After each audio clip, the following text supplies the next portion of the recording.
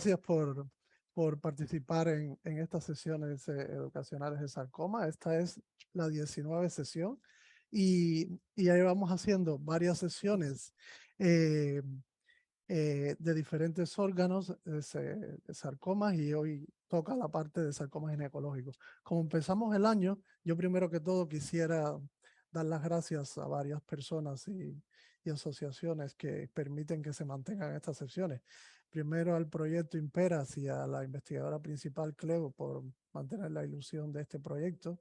A Aida y a Tamara, que son las chicas que hacen la divulgación en las redes sociales, que yo creo que es muy importante para participar en estas sesiones, al doctor Pascual por brindarnos el Zoom gratis de la Sociedad Española de la Comunidad Valenciana y poder participar, a todos los participantes que se conectan y un agradecimiento especial a la doctora Silvia Bagué, porque realmente es la que me ha puesto en contacto con todos los ponentes que van a participar hoy, y ya sabe Silvia que la estimo y aprecio mucho tanto en lo personal como en lo profesional. El profesor John Barr, bueno, está por aquí, sí, me comentó que sí, está por aquí. Y bueno, pasando ya a la presentación, hoy tenemos 4 ponentes y la primera ponente es la doctora Esther Oliva, que como todos conocemos es patóloga del Massachusetts General Hospital, profesor de Harvard Medical School en Boston y una experta internacional bastante reconocida en sarcoma ginecológico y en toda la patología ginecológica en general. Esther, muchas gracias por tu tiempo y por presentarnos un caso que seguro que será de gran interés para todos. Cuando quieras. Muchísimas gracias, Isidro, por la introducción y además por invitarme a participar en este con otros patólogos, algunos de los cuales conozco y somos amigos, como Irma y Silvia, y aún nos encontramos para tomar un café o para hacer un chocolate con churros, que es la parte más importante de la vida. Bueno, yo voy a hablaros un poco del espectro de lesiones mixoides uterinas, que es una parte que es bastante complicada, y vamos a empezar con un caso que es el de una mujer de 88 años que tiene una historia de 6 meses de evolución de dolor pélvico y hábitos intestinales alterados. Se le hace un escáner y se demuestra una masa de 12 centímetros que se origina en la pared posterior del útero y, como siempre, la cuestión es esto un leiomioma con cambios degenerativos, ¿no? Ella se la interviene, tiene una histerectomía radical con salpingectomía bilateral y además se le encuentra en la exploración un nódulo rectal que también se extirpa. Esta es la macroscopía del tumor, era el tumor a largo, como se había visto radiológicamente, y no se puede ver aquí el corte, pero es blanquecino y un poco gelatinoso y tiene esta apariencia polipoide. Además, la paciente, después de la cirugía, recibe radiación. Y aquí esta es la apariencia microscópica del tumor, que tiene, como podéis ver, un borde un tanto irregular con el miometrio adyacente. En esta fotografía el tumor es hipocelular y mixoide. Y aquí podéis ver 2 zonas bien distintas del tumor. Una, como habíamos visto anteriormente, hipocelular con las células más bien elongadas y con un fondo mixoide prominente. Y esto pues alterna con otras áreas que son hipercelulares, donde las células ahora son un poco más redondas, epiteliales o epitelioides en apariencia y con una atipia más pronunciada, al menos en mi opinión. En otras áreas el tumor tiene una apariencia, como se puede ver aquí, un poco más vagamente fasciculada, ¿no? Y también otra vez alternando áreas un poco mixoides con áreas menos mixoides, y las células aquí se ven un poco más fusocelulares. Aquí es mayor aumento, se ve la tipia nuclear del tumor, que como dije no es homogénea en todo el tumor. Y el diagnóstico que se ofreció inicialmente es lo que veis aquí, es un tumor con un patrón infiltrante, es mixoide, tiene mitosis y necrosis. Se le hace un estudio inmunohistoquímico que demuestra que las células son positivas para desmina de forma parcial pero fuerte, CD10 de forma difusa y también fuerte, PLAC1 que es también difuso y fuerte, tiene una positividad más que menos para BCOR, pero es no es fuerte, es débil. Y tiene también una tinción difusa y moderada para el MDM2 y parcial para la citrina D1. Es negativo para actina de músculo liso, S100, caldesmina, ALK y ROS. Y el diagnóstico, como lo podéis ver aquí, se llama un leiomyosarcoma mixoide de grado 2-3 y con un reporte de extensión extrauterina. Pero como yo estoy interesada en estos tumores, pues le dije al que lo había firmado, digo, a mí no me gusta para leiomyosarcoma mixoide, ¿por qué no lo mandamos a estudiar, no? Y entonces hicimos estudios moleculares y no había reordenamiento de PLAC1, que no es que se vea siempre, pero se ve en un porcentaje de leiomyosarcomas mixoides, pero el tumor tenía amplificación de GLI1, tenía amplificación de MDM2 y tenía amplificación de CD4. Y por lo tanto, el tumor ahora lo diagnostico como un sarcoma uterino con GLI1 amplificado con GLI1. Y este es un tumor de los 4 que forma parte de un artículo que recientemente hemos publicado con Peter Argani y con Cristina Antonescu, de 4 tumores, 2 que pertenecían al tracto genitourinario y 2 al tracto genital con estas alteraciones. Y cuando miramos a los tumores que tienen que están relacionados con el gen GLI1, vemos que estos tumores tienen un fenotipo perifítico con diferenciación de tipo muscular y los genes que están fusionados con el GLI, pues los tenéis aquí escritos. Primero, estos tumores se llamaron pericitomas, ¿no? que tenían la translocación 7-12, pero después se ha visto en otros tumores el fibromixoma plexiforme, gastroblastoma, después han aparecido los tumores epitelioides malignos que tienen reordenamientos o amplificaciones del gen GLI1 y después han aparecido pues, los que nosotros publicamos recientemente. Y hay en Virchow's Archive hay una publicación muy reciente con 10 casos y con una recopilación de la literatura de estos tumores y que incluye algunos también en el tracto genital femenino. Estos tumores ocurren en su estudio eran más hombres que mujeres, pero en general cuando miras la literatura el porcentaje es más o menos equiparable para hombres y mujeres. La localización más frecuente es la cavidad oral y entre ellos sería la lengua, pero también se ven en el estómago, en el cervix, pero también se han descrito en el ovario. El nuestro, de hecho, es en el cuerpo uterino y en otras localizaciones. La mayoría son epitelioides, pero uno de ellos se describe en este estudio como fuso celular. Tienen una red capilar importante y son variablemente positivos para la S100 y son difusamente positivos para la CD56.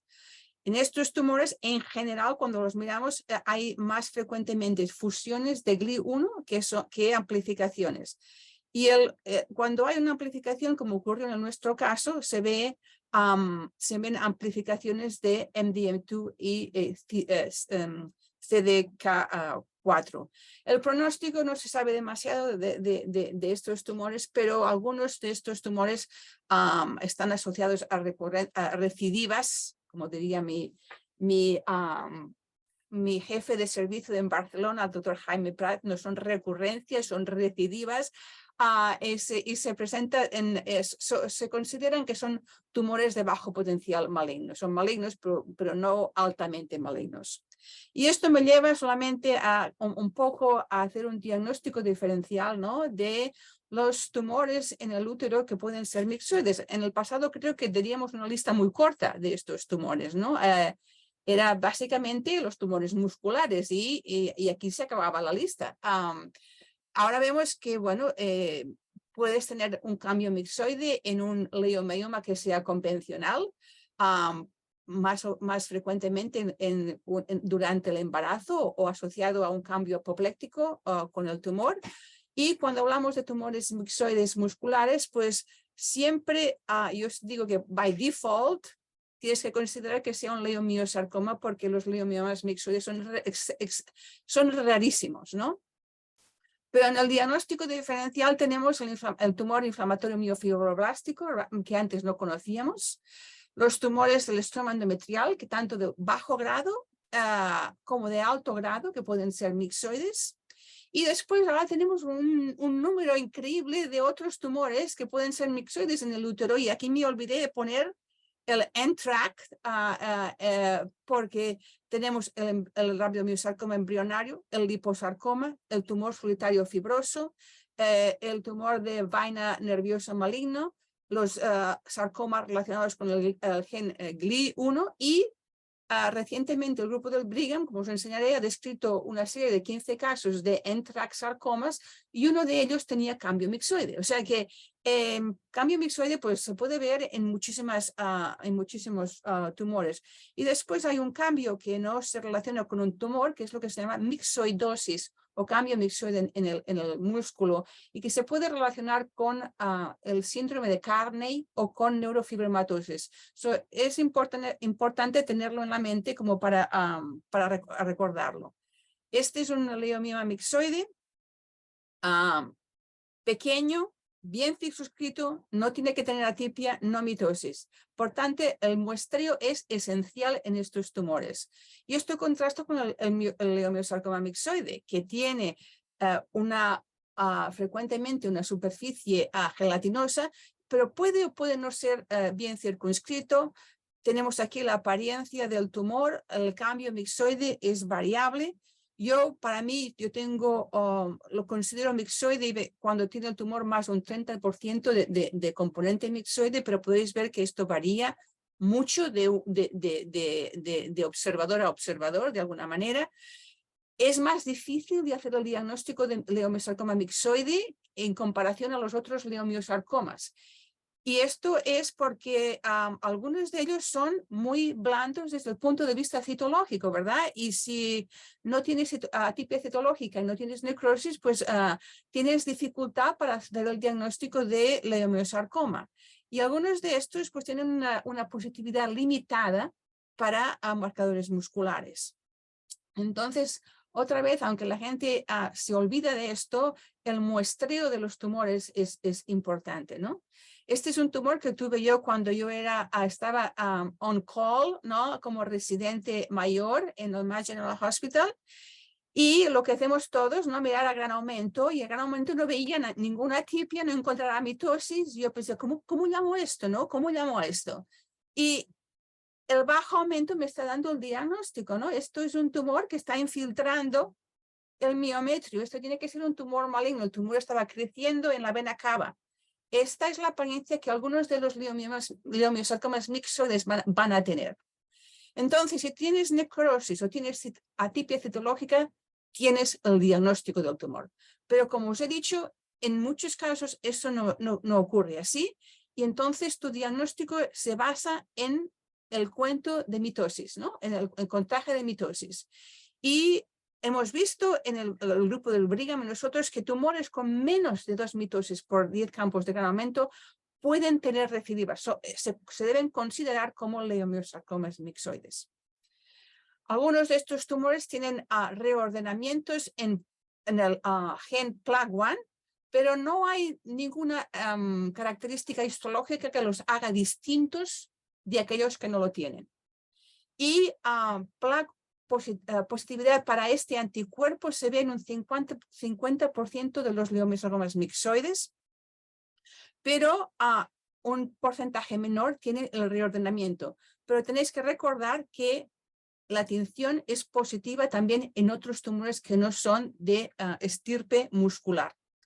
Y en general no hay mutaciones que sean características de estos tumores. Y este es un tumor que cuando yo era más joven diagnostiqué como un leiomyosarcoma mixoide, pero ahora que sabemos que esto es el tumor muy inflamatorio miofibrolástico existe, esto es lo que este tumor de hecho fue. Que también pueden ser muy mixoides, en un tamaño variable. El componente mixoide puede variar muchísimo de un tumor a otro y de una área a otra. Además, tienen un componente compacto que recuerde a la apariencia de un tumor muscular. Característicamente, puedes tener estas células como que me recuerdan a células ganglionares. A veces tienes células de Touton. Y el componente inflamatorio que también puede variar de caso a caso y de área a área. Estas son áreas que son compactas y quiero, ¿cómo se dice eso en castellano? Highlight, ¿no? Enfatizar, que tienen una apariencia que recuerda muchísimo a un tumor de músculo liso, ¿no? Así que uno tiene que mirar en todas partes, ¿no? Para poder pensar en un tumor miofibroblástico inflamatorio. Esta es una recidiva y tiene una apariencia idéntica a un leiomioma. Esto lo tuvo un colega mío que era de partes blandas, ¿no? Y lo quería llamar leiomioma, ¿verdad? Entonces miró la historia de la paciente, tenía un IMT en el útero, me lo enseñó a mí y le dije, hazle un ALK, porque esto tiene que ser el mismo tumor. Le hicieron el ALK era positivo y los dos tumores en el útero y afuera tienen el mismo reordenamiento. O sea que hay que pensar en la entidad, si no te olvidas de ella, ¿no? Son positivos para marcadores musculares, desmina y caldesmina. Por tanto, hay que hacer un ALK o un ROS, ¿no? La mayoría van a ser ALK positivos, la mayoría. Yo solamente he visto uno que sea ROS positivo. Así que hay que siempre pensar en ello, especialmente si el tumor tiene un componente mixoide y un componente inflamatorio, ¿ok? Y mirar la historia clínica si estamos hablando de un tumor nuevo que podría ser una recidiva de estos tumores. Leiomyosarcomas mixoides pueden tener amplificaciones, pero no reordenamientos en ALK. Y muchos de estos tumores en el pasado se habían llamado tumores de músculo liso de una, ¿cómo se digo? De bajo grado o de potencial incierto, ¿no? Muchos de estos. Se ha intentado separar el tumor muscular antes, no solamente utilizando ALK, pero P16 y la P53, ¿no? La P53 es buena porque todos los tumores inflamatorios miofibrolásticos son wild type, pero la P16 no, porque tienen expresión variable de P16 estos tumores. Lo que es muy interesante es que cuando pierden la expresión de P16 son malignos. Eso es muy interesante. Y se asocian con CDKN2, ¿cómo se dice en el castellano? Deletions. Perdonad chicos, pero el castellano está un poco rústico. Pero aquí veis la positividad para P16, ¿no? Puede ser parcheada, puede ser difusa o puede ser ausente. Es ausente y creo yo que cuando es también difusa, estamos haciendo un artículo nosotros ahora, eso es indicativo de que el tumor va a recidivar, va a ser maligno, ¿ok? Y estos son los criterios que utilizamos de malignidad, o más de 7 centímetros, necrosis, atipia aparente, actividad mitótica también aparente, pero no hay un número, e invasión linfovascular. Y pasamos en los 3 minutos que me quedan a hablar de otros tumores que pueden ser mixoides. El tercero, que también se ha confundido en el pasado con un leomiosarcoma mixoide, son estos nuevos sarcomas del estroma endometrial de alto grado que tienen alteraciones en BCOR, ¿no? Estos son mixoides, o sea, en la apariencia macroscópica pueden ser gelatinosos. Ya veis aquí la apariencia infiltrativa del tumor y, por lo tanto, también tienen un comportamiento más agresivo que los sarcomas del estroma endometrial de bajo grado. Aquí está la apariencia microscópica y, como podéis ver, un porcentaje de estos tumores en el pasado se llamaron leomiosarcomas mixoides porque no teníamos otro nombre que ponerles, ¿no? Estas son otras áreas donde ves estas placas hialinas más características que se pueden ver en estos tumores. Y esto es una variante que son los que tienen BCOR ITD, que además del componente fuso celular, tienen un componente epitelioide. El perfil inmunohistoquímico es distinto al que se ve en los de bajo grado, en el sentido que van a ser positivos de forma difusa para la ciclina D1, como veis aquí, y tienen positividad variable para el BCOR, con también positividad variable para CD10, estrógenos y progesterona. Pero si tenéis un tumor que es mixoide, es fusocelular, es negativo para BCOR y para marcadores musculares, hacerles una ciclina D1 y si es difusa, llevarlo para estudios moleculares para mirar BCOR BCOR. Este es, por ejemplo, un sarcoma, leomiosarcoma mixoide que tiene un reordenamiento del PLAG1, pero además tiene BCOR positivity, ¿verdad? Entonces, no vale hacer una tinción. Hay que hacer un grupo de tinciones que nos van a ayudar en separar los dos, ¿no? Esto es FISH que te muestra la fusión y esto no es único de estos tumores, se encuentran también en tumores de partes blandas, como podéis ver aquí, ¿no? Y lo mismo pasa con los BCOR ITD, se ven en otros tumores de células redondas pequeñas, ¿no? Que se pueden ver en el sistema nervioso central y también en partes blandas. Y estos tumores también tienen amplificación de M2 y CDKN2 que se pueden utilizar como opciones terapéuticas. BCOR-L1, sarcomas endometriales. Este es una diapositiva en la cual intento poner todas las tinciones de inmunohistoquímica y los marcadores moleculares que podemos utilizar, ¿no? Para separar estos 3 grandes grupos de tumores mixoides mesenquimales que tenemos en el útero y que ya os he explicado. Y solamente 2 palabras para enseñaros un sarcoma de estroma endometrial con mixoide. ¿Por qué es importante reconocerlo? Porque se puede asociar con un sarcoma del estroma endometrial de alto grado que tiene la translocación 10-17. Los entraxarcomas, esta es la visión típica, pero pueden ser mixoides. Esto es un tumor solitario fibroso en el útero, puede ser mixoide. Un liposarcoma puede ser mixoide en el útero. Estas son mis conclusiones y puedo compartir las diapositivas. Estoy encantada de poderlas compartir. Te las puedo enviar por PDF y así no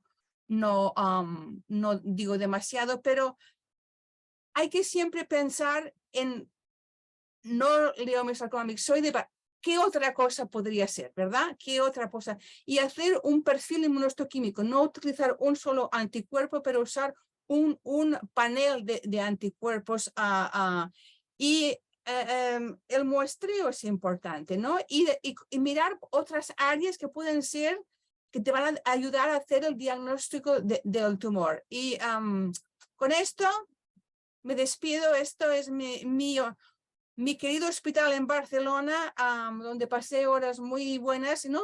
Otras no tan buenas, pero del cual tengo muy buen recuerdo. Y este es el Massachusetts General Hospital, que no tiene nada que ver con el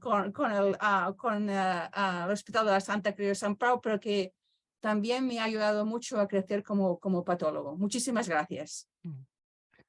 Muchísimas gracias a la doctora Esther Oliva por la magnífica presentación. La verdad que muy interesante. Y yo tenía una pregunta. Correcto. Me ponen las preguntas. No hay problema. Las tenía aquí. No worries. No se preocupe. Con respecto a la P16, que es un anticuerpo que ya sé que le gusta mucho a los patólogos ginecológicos, hay un trabajo reciente de la doctora Bridget que ha descrito que en los tumores con amplificación GLI o alteraciones del GLI puede haber hiperexpresión o sobreexpresión de la P16. Y eso podría ser interesante en la lista de anticuerpos porque podría traer confusión en este sentido. Nada, simplemente quería preguntar si los casos esos suyos de GLI en el tracto ginecológico, alguno fue P16. No, creo que a ninguno de ellos le hizo el GLI-1 a Isidro. Y en la serie esta que tiene aquí de este individuo, tampoco le hizo no le hizo tampoco el P16. P16. No. Vale. Nada. ¿Alguna pregunta, profesor John Barr? Esther, mi felicitación por tu magnífica presentación. Encantada de verle. Encantado de verte también. Oye, mi cuestión es la siguiente. Estamos modificando toda la semántica, toda la nomenclatura diagnóstica y creando situaciones de mayor confusión a las ya múltiples existentes. Hemos de hablar de tumores con expresión o dominante. ¿Son los genes que produce el tumor driver genes o son acompañantes? En cuyo caso es el gene alterado el que produce el tumor o simplemente está en el tumor. Porque claro, no es lo mismo. Entiendo, y creamos mayor confusión porque si no vamos a tener que hablar de tumores entraxarcomas, glisarcomas, alsarcomas, etcétera, etcétera. Eso va a crear una mayor confusión en los clínicos, pero además en muchos laboratorios no se puede hacer esos diagnósticos. Estoy de acuerdo contigo, en este sentido. Lo único, el problema, yo creo que lo importante es saber, como dices tú, cuál es el gen que es el driver de ese tumor, ¿no? Porque para poder tratarlo, ¿no? Y esa es yo creo que es la intención, ¿no? Porque, por ejemplo, en entraxarcomas, ¿no? Son tratables, ¿no? Con target therapy, ¿no? Pero la verdad es que la mayoría de, como dices tú, de laboratorios no tienen estos tools diagnostics, ¿no? Para poder hacer todo esto. Yo continúo diciendo, la primera cosa es que el clínico de momento para la mayoría tampoco tiene un tratamiento que sea distinto para la mayoría, ¿no? Los tratan, en la mayoría de casos los tratan de la misma forma. Eso es una cosa. La segunda cosa es que yo creo que aún la mayoría, en mi opinión, se pueden diagnosticar sin molecular. Yo creo, en mi opinión. Pero vas a encontrar gente que te va a decir que todos los sarcomas deben ser estudiados de forma molecular. Y yo creo que no es necesario, pero ¿quién tiene más fuerza en el campo médico en estos momentos? ¿Los médicos o las farmacéuticas? Las Y ese- farmacéuticas. Ajá, y ellos son los que están de alguna manera, ¿no? Diciendo esto es personalized, eso es personalized medicine, ¿verdad? Y si yo sé el gen específico que te va que tiene tu tumor, yo lo puedo tratar de una forma distinta. Entonces, son dos partes de la ecuación que son a veces difíciles de reconciliar, ¿me entiendes? Pero yo en mucho estoy de acuerdo contigo que estamos complicando la situación, en mi opinión. Fíjate que en el GLI que es presentado hay imágenes tan heterogéneas que puede ser desde un sarcoma fusocelular hasta un hemangiopericitoma o un gliosarcoma. Entonces, el patólogo, ¿qué hace? Pensar que eso puede ser un GLI. Nosotros acabamos de publicar, yo creía que Isidro iba a comentarlo, 2 casos de GLI positivos sarcomas de células redondas, hemangiopericitoma-like en dermis. Con un grupo de... Sí. Sí, Entonces, sí. ¿hay que hacer el GLI a todos los sarcomas? ¿Cuadra? Si no te cuadra, entonces sí, pero si te cuadra, no, yo no lo haría. Yo no lo haría. Importantes. Y, Muchas gracias y enhorabuena. Estoy de verdad que encantada de haberte visto. Igualmente. Te veo muy bien a pesar del COVID. Bueno, he estado fatal, ¿eh? He estado con shortness of breath, no podía hablar, no podía... hoy me voy a hacer una prueba pulmonar. Bueno, chica. Pero sí, estuve mal. No te ha afectado el cerebro por lo que veo. Esther, yo tenía otra pregunta. Me da la sensación que los leiomiosarcomas uterinos, que ya sabemos que muchos de estos casos, MECOR, GLI, etcétera, etcétera, etcétera, antes se llamaban leiomiosarcomas y punto porque tenían 2 o más marcadores musculares y ahora se ha reclasificado y se ha visto que un porcentaje no despreciable no son leiomiosarcomas, son otros tumores. Sin embargo, en partes blandas no uterinas, los leiomiosarcomas de partes blandas, es curioso que siguen siendo leiomiosarcomas, o sea, que no pasan a ser otras entidades. ¿Qué apreciación tú tienes de eso? Bueno, yo es que creo que los leiomiosarcomas en el útero son distintos de los leiomiosarcomas para empezar en partes blandas, ¿no? Ya desde el punto de vista de cómo los diagnosticas, ¿no? Yo no, de partes blandas no sé mucho, pero te diré que mis colegas llamarían muchísimas cosas leiomiosarcomas que nosotros llamamos tumores benignos de músculo liso en el útero, ¿entiendes? Esto ya para empezar, ¿no? Y bueno, yo creo que a lo mejor nosotros vamos un poco detrás de vosotros. Vosotros ya sabíais que existían los tumores inflamatorios miofibroblasticos, vosotros ya sabíais que existían otros, ¿me entiendes? Otros tipos de sarcomas y nosotros en esto vamos detrás. Vamos detrás y ahora es cuando empezamos a aplicarlo más y a ver más tipos de tumores distintos. Quizás es por eso que a lo mejor si tú hubieras sido, yo qué sé, 15 años atrás para tus leiomiosarcomas mixoides, a lo mejor ahora tendrías más IMTs, ¿me entiendes? Pero creo que es que en el tiempo nosotros vamos por detrás de vosotros. ¿Más preguntas, comentarios? Cualquiera que quiera hacer una pregunta en directo, por favor.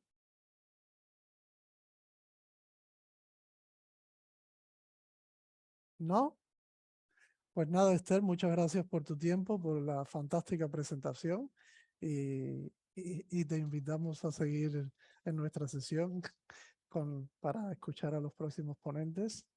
La siguiente ponente es la doctora Irma Costa, es patóloga del Servicio de Patología del Pau Taulí Hospital Universitario Pau Taulí de Sabadell, Barcelona. La doctora es también patóloga experta en patología ginecológica y en sarcomas ginecológicos, y nos complace mucho tenerla. Muchas gracias, Irma, por estar de acuerdo en presentarnos un caso, y puedes compartir pantalla y empezar cuando quieras.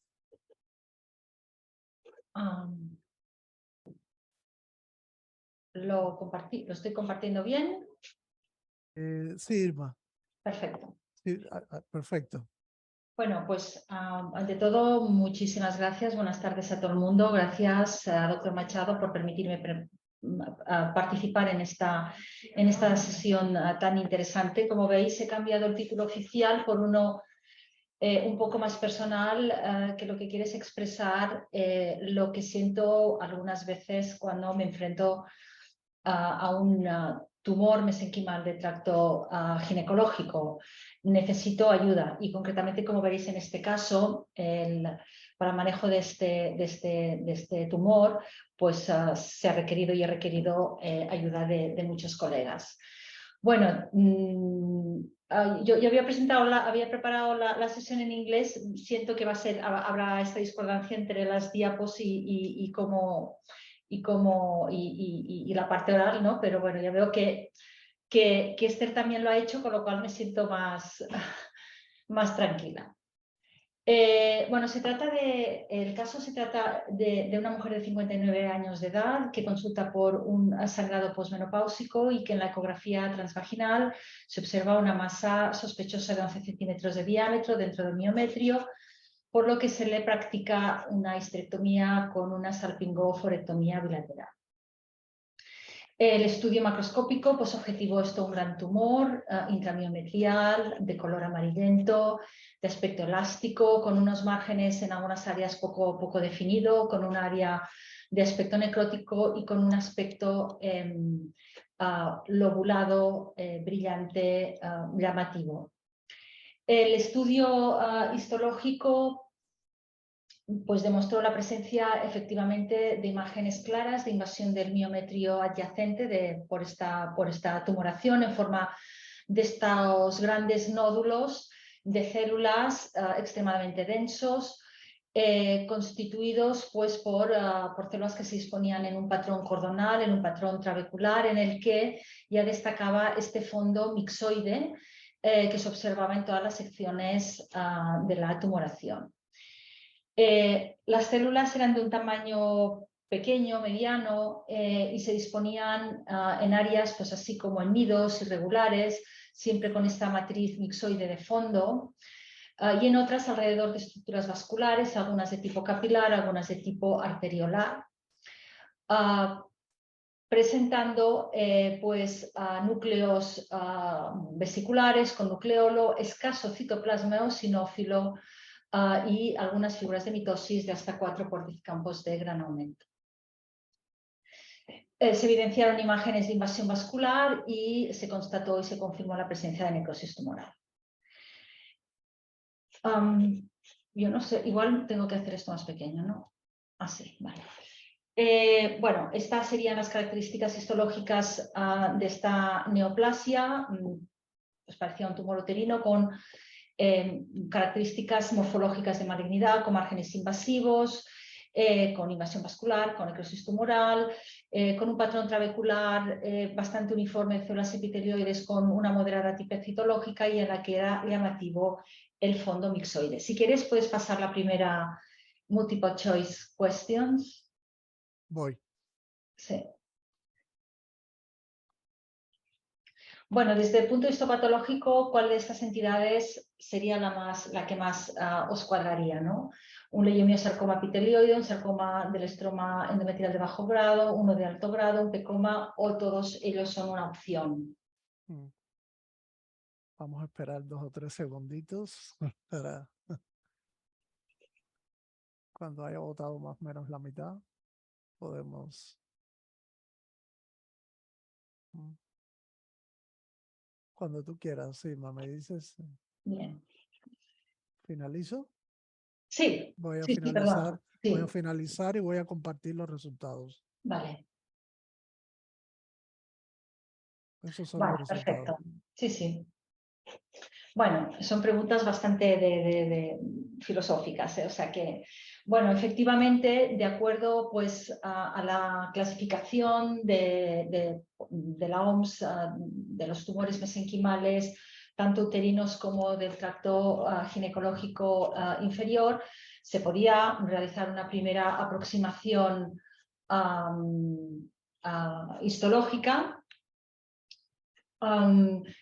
en base al patrón predominante que presentaba la neoplasia, ¿no?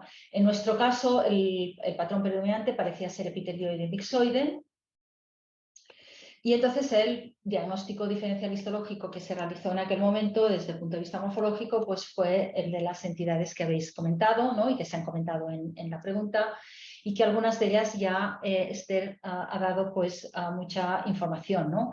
Un leiomyosarcoma epitelioide o mixoide, un sarcoma elastoma endometrial de bajo o de alto grado, alguno de ellos al menos, un tumor de cordones sexuales, perdón, un tumor uterino que recuerda a los tumores de cordones sexuales del ovario, un pecoma o un sarcoma indiferenciado del útero con un patrón uniforme. Otros, como un tumor miofibrolástico inflamatorio, parecían menos probables.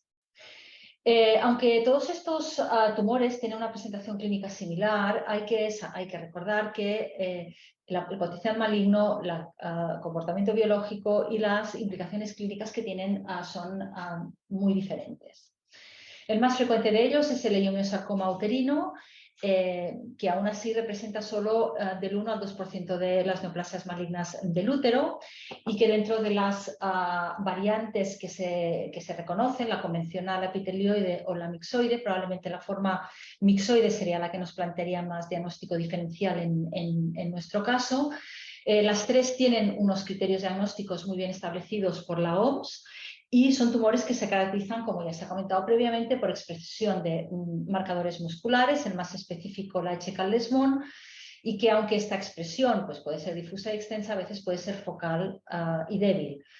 La expresión de receptores hormonales y de marcadores epiteliales puede ser muy variable y se caracteriza con gran frecuencia por la presencia de sobreexpresión de la proteína P53. Aunque hasta el momento no se han descrito anomalías moleculares clínicamente relevantes, sí, y tal como también ha comentado antes Esther, pues se han detectado en algunos tipos epitelioides y mixoides fusiones de los genes PGR y del gen del gen PLAC1. Y el estudio, la detección de estos reordenamientos puede ser útil para distinguir y para diferenciar algunos de estas variantes epitelioides y mixoides del leiomyosarcoma de otros tumores mesenquimales mixoides. El leiomyosarcoma es un tumor de mal pronóstico. El sarcoma del estroma endometrial de bajo grado se define por ser un sarcoma que en el estudio histológico recuerda el estroma endometrial de la fase proliferativa. Macroscópicamente puede aparecer como una lesión mural o de crecimiento intracavitario, nodular, con márgenes pues así un poco nodulares, mal delimitados, a veces con un crecimiento muy difuso, incluso en forma como aquí pues de gusano, ¿no? De crecimiento, que incluso en el que incluso se puede observar invasión vascular macroscópica. Se caracteriza histológicamente por esta red arterial delicada de arteriolas, por esta infiltración en forma de lengüetas del miometrio adyacente, por imágenes de invasión linfovascular, por escasa actividad mitótica, y se reconocen unas variantes representadas por fenómenos de metaplasia en forma de músculo liso, de cordones sexuales, glandulares o cambios mixoides, que pueden llegar a plantear algunos de ellos diagnósticos diferenciales con otros tumores mesenquimales, como podría ser en nuestro caso, y como muy bien ha dicho Esther en su presentación en la última diapositiva, la forma mixoide con otros tipos de tumores mesenquimales mixoides del útero. Bueno, estos tumores se caracterizan por una expresión difusa y extensa de CD10, de receptores hormonales, y pueden presentar inmunoreactividad para marcadores de músculo liso y de cordones sexuales cuando estos elementos están presentes. También ya se ha comentado que el 70% de estos sarcomas del estroma endometrial de bajo grado presentan estos reordenamientos driver. El más frecuente es el JAS-AF1-SUS12, pero existen otros. Y de nuevo, la detección de estos reordenamientos puede ser útil para el diagnóstico definitivo, sobre todo en casos de sarcomas del estroma endometrial de bajo grado con algunas de estas variantes pues, que pueden despistar un poco más. El sarcoma endometrial de alto grado pues, está constituido por células fusocelulares redondas de alto grado. Normalmente se diagnostican ya con enfermedad extrauterina, con un aspecto macroscópico de agresividad evidente y actualmente se reconocen dos categorías principales, unas relacionadas con reordenamiento de estos dos genes, el YHWAE y el NUT-M2AB, y una segunda categoría que se caracteriza por alteraciones del gen BCOR. También últimamente pues, ya se ha descrito una tercera con alteraciones del gen BCOR L1. El pronóstico es pobre, intermedio entre un sarcoma del estroma endometrial de bajo grado y un sarcoma indiferenciado. El primero se caracteriza por un crecimiento difuso de células redondas, con atipia, con necrosis, con invasión linfovascular, con una expresión inmunofenotípica pues que se caracteriza por positividad intensa y difusa para ciclina D1 y para BCOR, y que a veces puede asociarse con un componente de bajo grado, normalmente de tipo convencional o fibromixoide, que podría plantear el diagnóstico diferencial con nuestro caso, y en este componente pues, con un inmunofenotipo característico de estas zonas. El segundo tipo de sarcoma del estroma endometrial de alto grado, que se define por alteraciones de BCOR, pues puede presentar o translocaciones de este gen BCOR o duplicaciones en tándem del propio gen. Ambos tienen un aspecto macroscópico agresivo con áreas necróticas y hemorrágicas, un aspecto histológico que también ya se ha definido previamente, pues de crecimiento difuso de células redondas con un fondo mixoide que en áreas puede ser muy extenso, con este crecimiento del miometrio adyacente también en forma de lengüetas y con un inmunofenotipo que varía un poco entre las dos formas, con una expresión mucho más intensa para CD10 en la forma de translocación del gen y en cambio con mucha más expresión de ciclina D1 y de BCOR para la forma de duplicación en tándem del gen BCOR. Bueno, esta imagen me la cedió Esther Oliva del estudio pues, molecular, en este caso de un break apart, de un fish break apart, en el que se demuestra la translocación de los dos genes en el caso de los BCORes translocados. Al final, pues muchas veces lo que es determinante es un estudio pues, definitivo de secuenciación de ARN mensajero.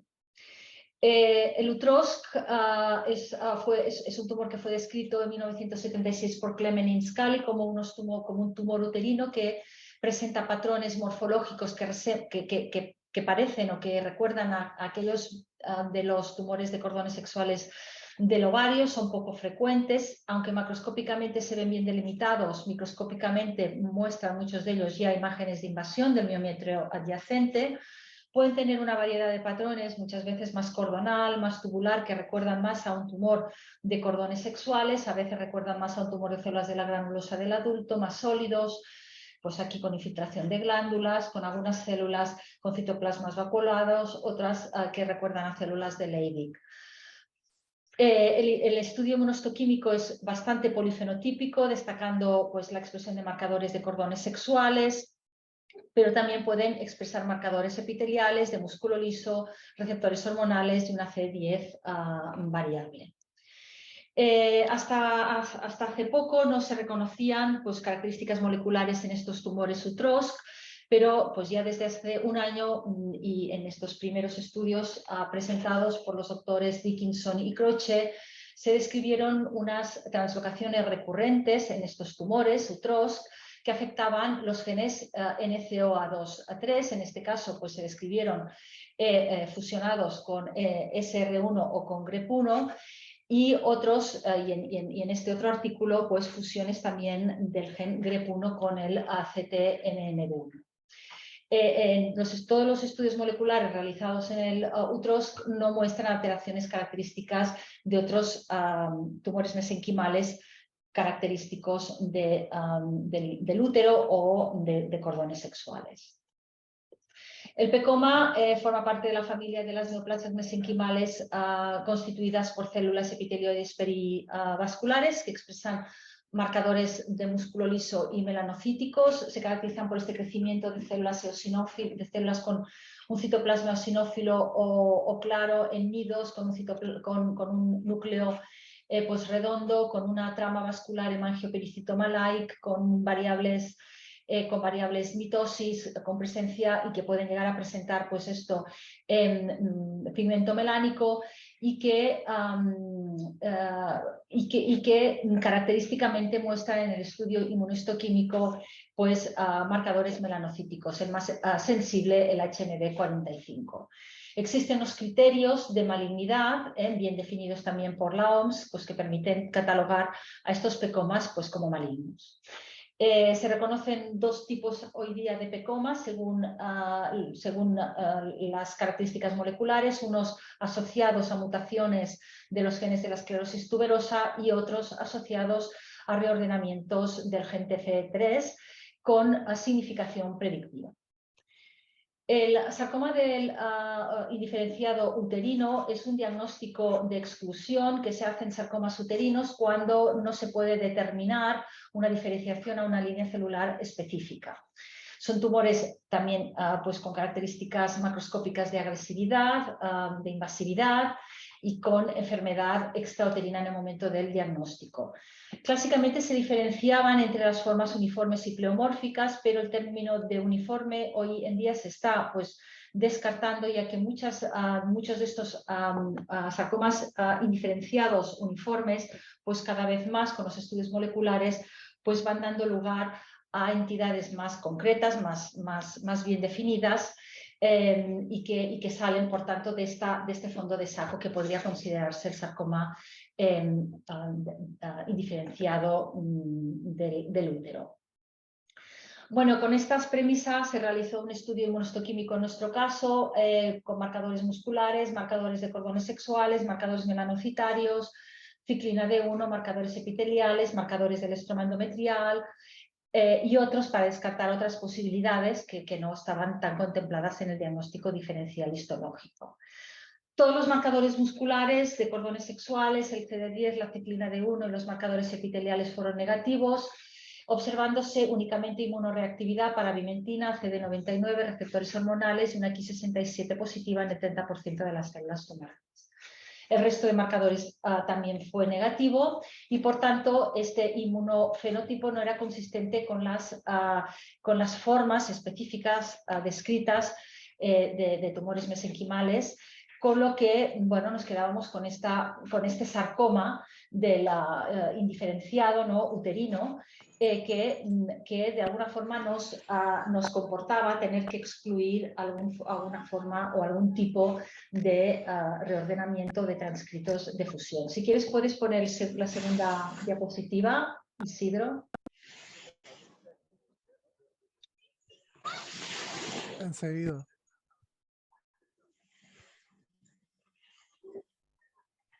¿Ya está? Se puede votar. Sí. ¿Cuál sería vuestro paso siguiente, ¿no? Hacer un diagnóstico simplemente de sarcoma uterino indiferenciado, sugerir otro tipo de diagnóstico, extender la inmunohistoquímica a otros marcadores para descartar otras entidades, realizar un estudio molecular o compartir el caso, por ejemplo, con otros patólogos expertos o con un centro de referencia. Aquí voy a esperar un poquito porque es interesante entre el 4 y el 5.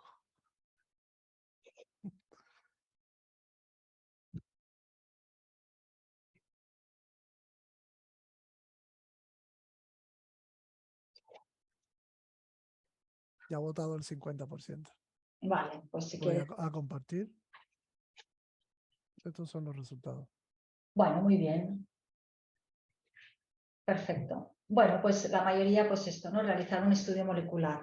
Esto está muy bien, si este fue el diagnóstico que nosotros hicimos con lo que teníamos hasta aquel momento, ¿no? De un sarcoma uterino, probablemente indiferenciado, o al menos en aquel momento no podíamos decir nada más, con estas características pues, de malignidad o morfológicas o de agresividad y en un estadio PT2A. Nosotros en aquel momento no disponíamos pues, de la posibilidad de hacer más estudios moleculares y optamos por la quinta opción. Yo tengo la suerte de tener como colegas, pero sobre todo como amigas muy buenas, a dos patólogas expertas en sus campos, a la doctora Esther Oliva, que ya lo habéis podido comprobar, en el campo de la patología ginecológica, y a la doctora Silvia Bagué en el campo de la patología de partes blandas y hueso. Y entonces, bueno, este caso, pues en primer lugar se lo mandé a la doctora Oliva en su momento. Este es un caso del año 2019, y también paralelamente se empezaban ya a crear los centros de referencia para el tratamiento y el diagnóstico de los sarcomas, y nuestro centro de referencia es el Hospital de San Pablo. Pues la doctora pues, Bagué pues, me permitió poder enviárselo también para realizar estudios moleculares adicionales. En aquel momento, también en el año 2019, la doctora Brunetti había presentado en un paper la evidencia de una translocación pues GREP1 NCOA2 en un sarcoma uterino que presentaba unas características morfológicas similares a la nuestra, y Esther Oliva, que estaba súper al día de todo, pues pensó que valía la pena hacer no solo pues, estudio molecular con FISH de los genes más habituales, ¿no? Para descartar los sarcomas que ya en aquel momento eran claros, ¿no? Sino que también valía la pena hacer un FISH para descartar reordenamiento del gen GREP1, que efectivamente pues así se observó en este estudio realizado en Estados Unidos. Y paralelamente en el Hospital de San Pablo, el doctor Alberto Gallardo, pues ampliando el estudio diferencial a un sarcoma de Ewing, pues realizó un FISH para descartarlo, y nos encontramos que había un reordenamiento del gen SS18, pero no del EWSR1. Y aprovecho para agradecerle haber pensado, haber hecho este FISH y dejarme la imagen en la que se observa esta translocación. También allí se realizó un estudio de NGS para confirmar pues, si existía realmente la translocación, evidenciándose este transcrito de fusión entre los dos genes que se habían observado translocados en los estudios de FISH en Estados Unidos y aquí en Barcelona. Por tanto, el diagnóstico final fue el de sarcoma uterino, en aquel momento con características epitelioides y mixoides que eran portador de un reordenamiento del gen GREP1. Bien, un estudio también presentado al cabo de poco, muy interesante, en el que ya empezaba pues, a reunir más de un caso de estos sarcomas uterinos que mostraban estas translocaciones del gen GREP1, y que además se describía que presentaban algún tipo de diferenciación, o que recordaban un poco por esta trabeculación y esta arquitectura cordonal a tumores de cordones sexuales. Pues se recogieron estos 4 casos un poco con estas características, evidenciándose reordenamiento de GREP1, y en uno de ellos pues, con el mismo partner que en nuestro caso. Pero además en este estudio pues, se compararon estos tumores, estos sarcomas, con esta translocación del gen GREP1 con UTROs claros desde el punto de vista morfológico, con diferenciación de cordones sexuales, claros en el estudio histológico, y vieron que estos pues eran portadores sobre todo de translocaciones del gen ESR1 con el gen NCOA3, igual que bueno, pues ya se había descrito previamente cuando se empezaron como se ha comentado anteriormente, las primeras fusiones en este grupo de tumores UTROs. Se corroboró en estos sarcomas GREP1 estas características morfológicas, algunas de ellas muy parecidas a nuestro caso, esta invasión en forma de lengüetas, este fondo mixoide, este crecimiento cordonal, y se observó que entre los GREP1, estos sarcomas con reordenamiento de GREP1, pues aunque había pues, en algún sitio pues esto, ¿no? Una cierta diferenciación que recordaba cordones sexuales, realmente la expresión de marcadores de cordones sexuales era era débil o ausente, a diferencia de estos con translocación SR1 y que eran catalogados como UTROSC, en que pues existía realmente expresión de marcadores de cordones sexuales. Además, la evolución de estos pacientes era absolutamente diferente, mucho peor, con evolución a metástasis pulmonares en los sarcomas GREP1 y en cambio en los UTROSC con reordenamientos del gen SR1, pues una buena evolución. Bueno, actualmente y con estudios posteriores y otras revisiones se cree que todos estos sarcomas o todos estos tumores que son portadores de reordenamientos del GREP1 probablemente forman parte de un espectro de enfermedades con una heterogeneidad significativa clínico-patológica y de agresividad biológica que exhiben diferentes grados de diferenciación a cordones sexuales y que estas diferencias tanto morfológicas como pues clínico-patológicas se podrían correlacionar con diferentes tipos de fusión génica. Y realmente hoy en día pues se cree que todos estos tumores probablemente forman parte del espectro de estos UTROSC, que muestran estas translocaciones recurrentes que afectan estos genes, el NCOA1, el NCOA2, el 3, el SR1, el GREP1 y el CTNB1, que forman genes de fusión entre ellos. Y se reconocen dos tipos de UTROSC actualmente. Unos en los que se reconocen reordenamientos del gen GREP1 y que pues, se asocian con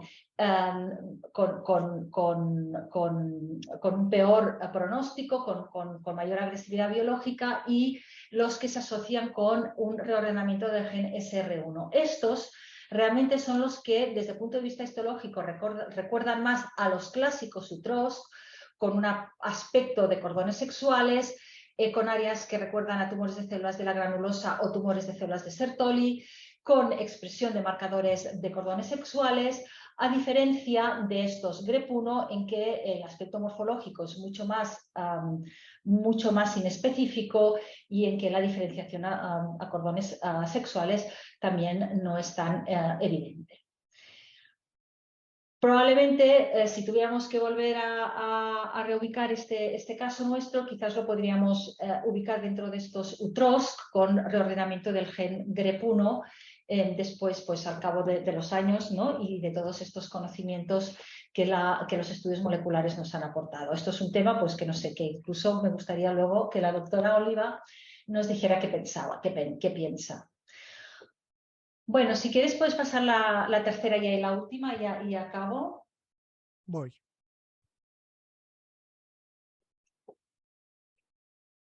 Bueno, ¿cuándo realizaríais una caracterización molecular en un tumor mesenquimal uterino? Siempre. Es imperativo para el diagnóstico en todos los casos. En todos los tumores no leiomiosarcomas. Es crucial cuando las técnicas rutinarias son insuficientes para establecer el diagnóstico. Cuando queremos descartar un biomarcador predictivo, y vamos a hablar sobre esto. Ya veis que son filosóficas, pero bueno, yo tampoco tengo la respuesta, o sea que... O sea, hay algunas que sí que me parece que no, pero sí que es cierto que... La última pudiera ser muy interesante Sí, la última, para seguir la charla. Exacto. A ver, el 42. Vamos a esperar hasta el 50. Sí.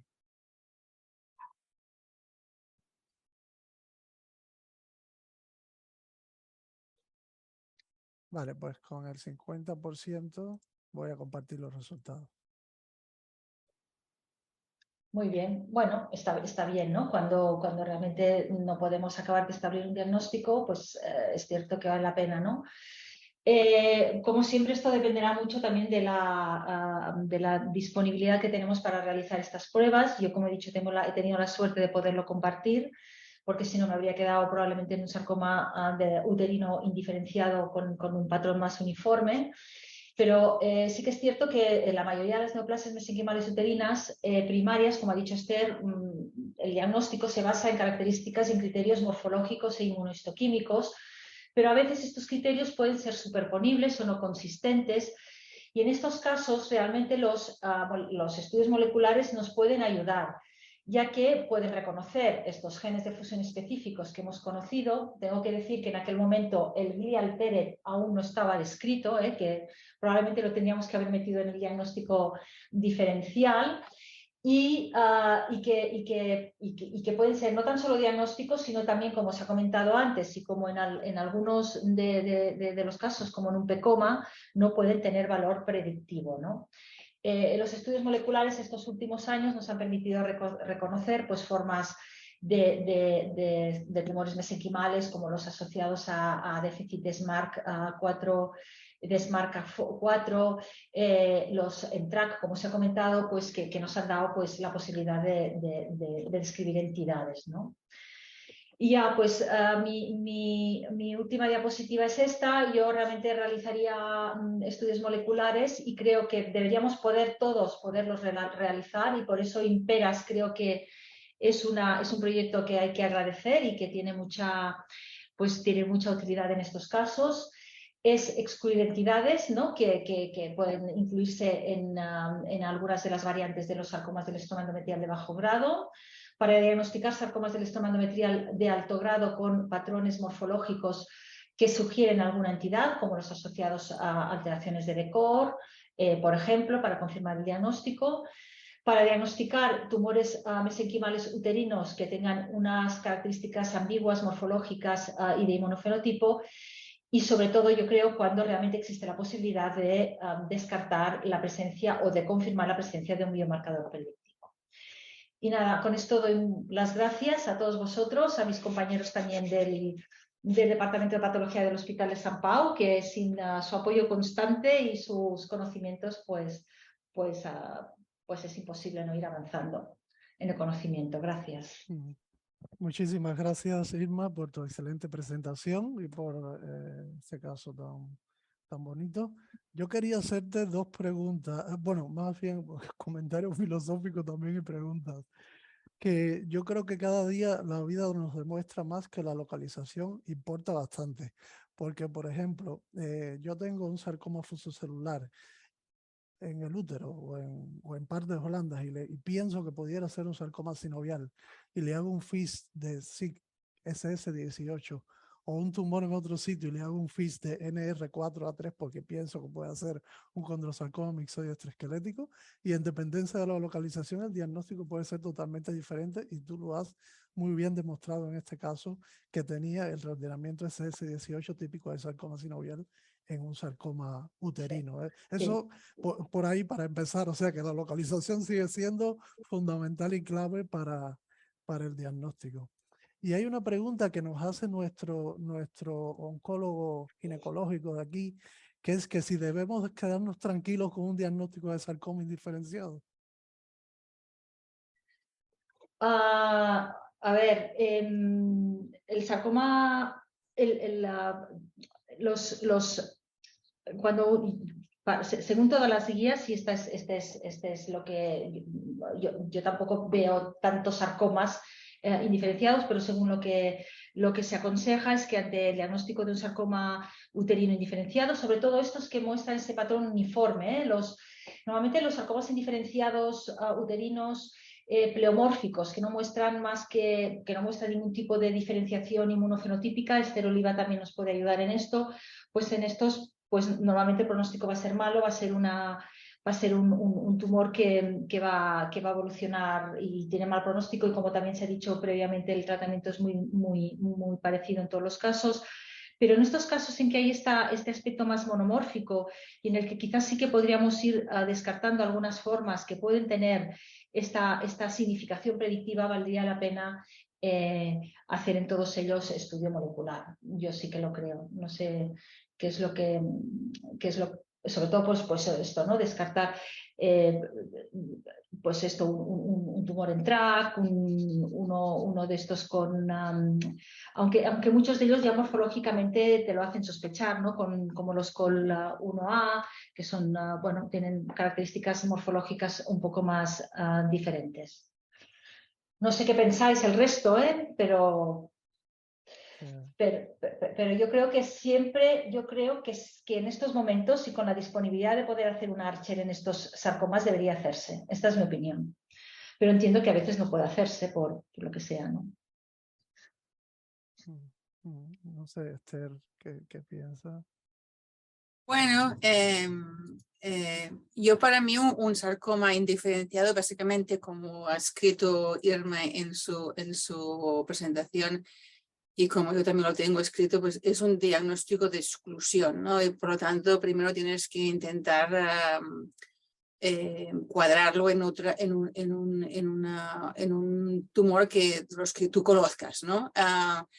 Los que Irma llamaba que son monótonos, la mayoría de estos, de hecho, ahora se sabe que son sarcomas de estroma endometrial de alto grado con la translocación 10-17, ¿no?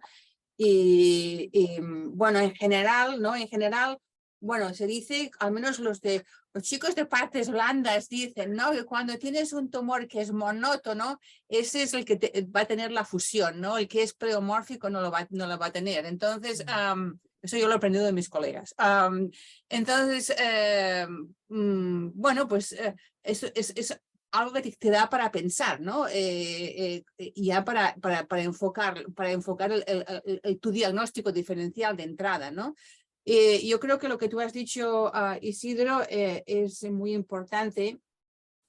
Y es que pues nos estamos yendo desde de un lado del péndulo al otro y ahora hay mucha gente que lleva los casos a laboratorios ¿no? Que te dan un diagnóstico molecular sin de hecho, haber visto la histología del tumor, ¿no? Y tú, como estabas diciendo tú, pues yo he visto, por ejemplo, ¿cómo se llama este? Algunas alteraciones que tú típicamente, SMART-CA4 loss, ¿no? Que es típicamente lo ves en un carcinoma de células pequeñas hipercalcémico, ¿no? Llamarlo así cuando claramente el tumor era un carcinoma de células claras, que se ha visto que raramente pueden tener SMART-CA4 loss, ¿no? Y por tanto no puedo más que enfatizar que hay que ponerlo todo junto. Hay que ponerlo todo junto, ¿no? Y hay que, como decía Irma, pues intentar, primero, yo lo llamo en inglés, have your drop-down menu. Tienes que tener un drop-down menu, ¿entiendes? Entonces, de aquel drop-down menu, porque si no piensas en algo, se te va a ir, si no piensas, no lo vas a considerar. Entonces, ok, este puede ser, este podría ser, este no. Y entonces, a partir de aquí, yo creo que en muchos casos con tu inmunohistoquímica tú puedes llegar a un diagnóstico. ¿Que nos vamos a equivocar en alguno? Pues la verdad, sí. Pero, como decía antes, como se decía antes, el diagnóstico, la mayoría de gente no puede llevar los casos a hacer molecular, ¿entiendes? Y yo creo que la molecular a veces también nos sirve para decir, ok, esto me prueba que yo tengo este diagnóstico. Yo muchas veces no necesito la molecular para hacer un diagnóstico de un sarcoma de estroma endometrial de alto grado con la translocación 10-17, ¿me entiendes? Con la histología ya lo veo, y si no, le haces la inmunohistoquímica y tienes ese patrón de ciclina D1 y B-core difusamente positivo, ahí tienes el diagnóstico, ¿entiendes? En el útero, ¿no? En el útero, no hablo en otras partes. O sea que yo creo que no nos podemos solamente fiar de la molecular. Sirven, pero yo creo que en muchos casos uno puede hacer el diagnóstico basado en una ¿cómo se llama esto? En un acompañamiento de la histología con la inmunohistoquímica. Muy bien. ¿Alguna pregunta adicional? ¿Algún comentario para Irma? Pues nada, Irma, pues muchas gracias por tu Gracias a excelente vosotros, y presentación. gracias por tus comentarios, Esther. Seguimos con la siguiente ponente, que es la doctora Jessica Aliaga, que es patóloga, nuestra ginecopatóloga de aquí del IMU. Se oye mi eco porque estamos en la misma aula. y nada, muchas gracias, Jessica, por presentarnos un caso, cuando quieras.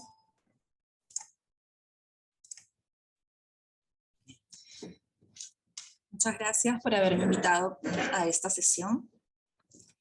Voy a presentar un caso que tuve hace unos meses. Se trata de una mujer de 41 años que acude a su centro de referencia, no se atendía a ella aquí, en noviembre del 2021 por menometrorragias de aproximadamente un año.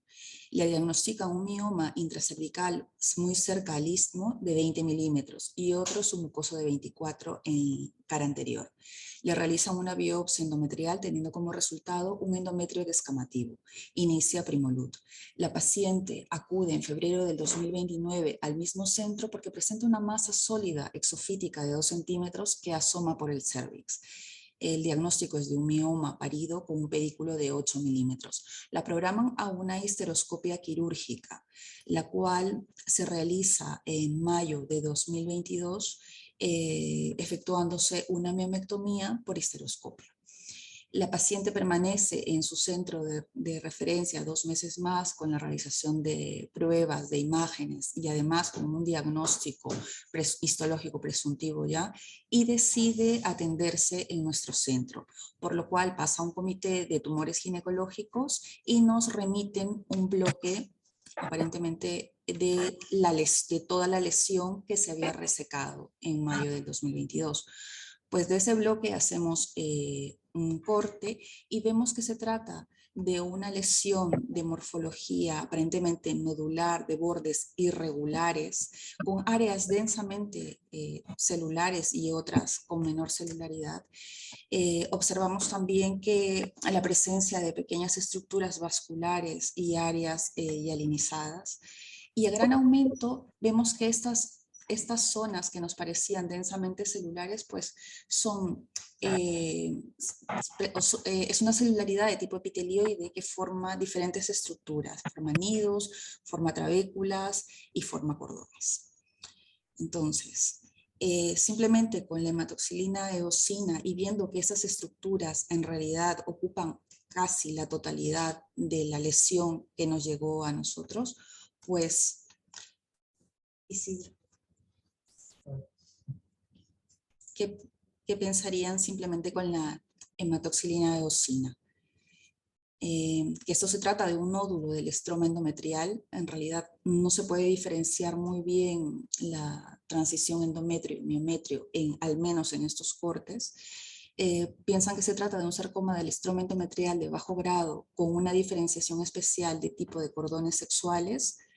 Piensan que se trata de un útero, un pólipo endometrial de repente que sea fragmentado y solo estamos viendo una parte, o un leiomioma celular específicamente altamente celular.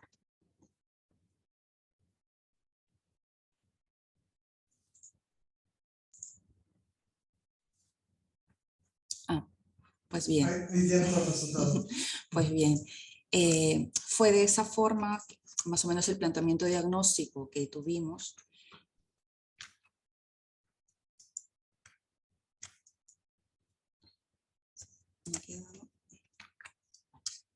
Algunas de las opciones las podemos descartar simplemente con la morfología. Las lesiones mesenquimales densamente celulares como un leiomioma celular o altamente celular, las podemos descartar por el tipo de celularidad que la conforma, con los núcleos elongados principalmente. En algunas zonas estos leiomiomas celulares pueden tener empalizada nuclear, recordando los cuerpos de Verocay, que más o menos se podrían tener un parecido a la lesión que, aunque no exactamente igual a la lesión que hemos visto anteriormente. Podríamos ver o podríamos pensar también en un leiomioma de tipo epitelioide debido a la arquitectura que se dispone en trabéculas, en nidos, en cordones, pero también lo diferenciaríamos por el tipo de celularidad que es poligonal, con una tipia nuclear que es más marcada. Y tal vez en algunas áreas podríamos pensar que se trataría de un pólipo endometrial que se ha fragmentado y solamente vemos zonas que nos recuerdan a un endometrio en fase proliferativa, aunque más alejado.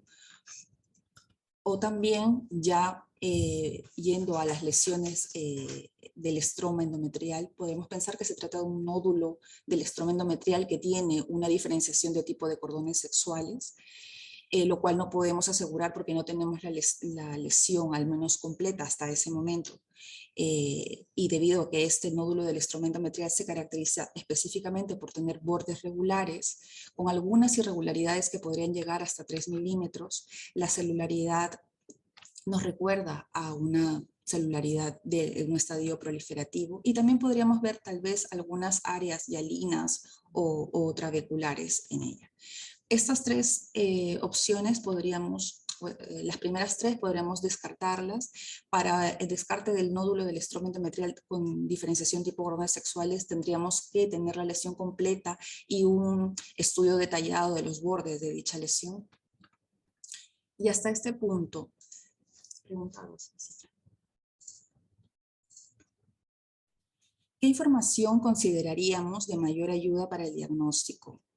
Tener los antecedentes, el procedimiento realizado y los datos macroscópicos específicos de la lesión que se resecó, simplemente con el estudio morfológico, tener las técnicas inmunohistoquímicas como CD10, actina de músculo liso, desmina, calesmón, marcadores de cordones sexuales, tener estudios moleculares de las fusiones más comúnmente vistas en tumores del estroma endometrial, o todas las anteriores.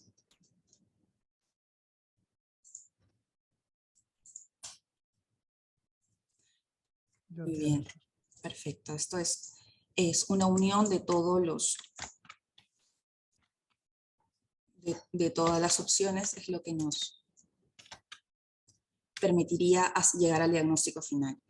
Realizamos el estudio inmunohistoquímico en esta muestra que teníamos y demostró tener una positividad difusa para CD10, era focalmente positivo para ciclina D1, mucho menos del 10%, presentaba positividad para marcadores epiteliales en el área de diferenciación de cordones sexuales, no así la carretinina e inhibina resultaron negativas. El único marcador de cordones sexuales que resultó positivo fue el WT1, realizamos también otros marcadores, sí que mostraron positividad para marcadores musculares, justamente en el área de diferenciación de cordones sexuales, y para receptores de estrógenos y progesterona.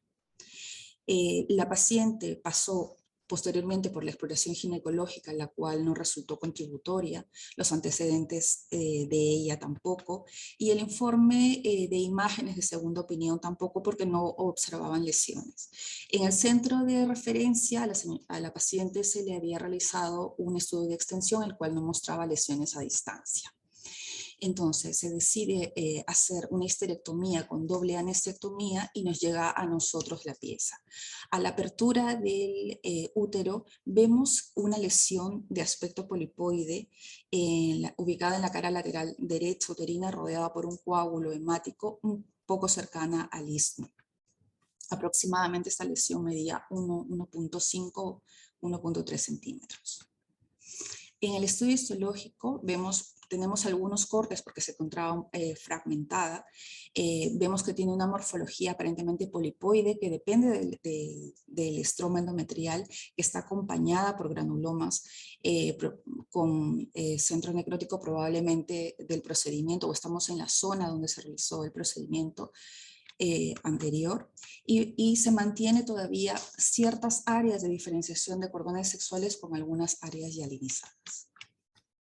En un único corte de lo que quedaba de la lesión, porque hasta a este punto, ya con el informe macroscópico del centro de referencia, vimos que en realidad había sido una lesión que había sido incluida en muchos más bloques de los cuales nos enviaron, y solo nos habían enviado un bloque el que consideraron más representativo. Solamente nos queda en un corte donde vemos una lesión ya que podemos apreciar y tener ya un juicio diagnóstico que infiltra claramente el miometrio, que depende del estroma endometrial y que todavía presenta esa diferenciación de cordones sexuales. Las técnicas inmunohistoquímicas realizadas en la pieza fueron básicamente muy similares. Se realizó también un CD31 para descartar una invasión linfovascular que no se viera con hematoxilina eosina. Todo fue bastante similar, y hasta este punto, y ya con los estudios moleculares solicitados, pues ya teníamos una presunción diagnóstica. Además, en la descripción inicial escribían que la paciente tenía una segunda lesión en la cara anterior uterina, la cual no encontramos, solamente encontramos zonas de adenomiosis, una adenomiosis muy marcada. Ya hasta este punto ya teníamos los resultados del reordenamiento del gen JAS-FE1, el cual resultó reordenado con un 17%.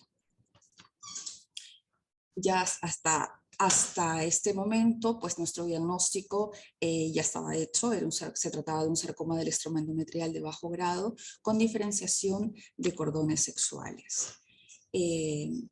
En general, los sarcomas del estroma endometrial de bajo grado constituyen la segunda neoplasia mesenquimal uterina por detrás de los tumores de músculo liso. La diferenciación de cordones sexuales es infrecuente y presenta una diversa morfología, como lo vimos en nuestro caso, con presencia de nidos, cordones y trabéculas. Pueden coexpresar marcadores inmunistoquímicos epiteliales, musculares y de cordones sexuales. Fueron descritos por primera vez en 1976 por Clement y Scali y se presenta generalmente en pacientes premenopáusicas, como en nuestro caso, que presentan un sangrado normal o dolor abdominal y se asocian con condiciones de hiperestrogenismo, como el síndrome de ovario poliquístico, tratamiento con estrógenos y tamoxifeno.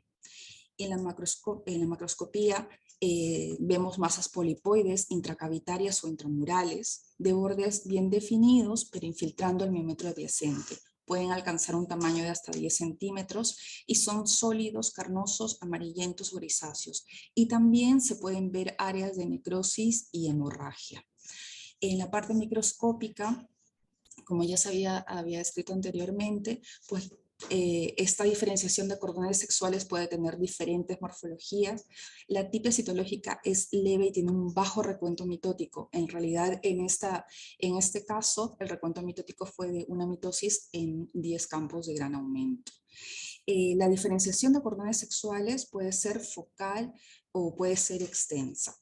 Entonces, lo que nosotros en la biopsia vimos era una diferenciación extensa de cordones sexuales, pero al no tener el material completo no podemos valorarla completamente.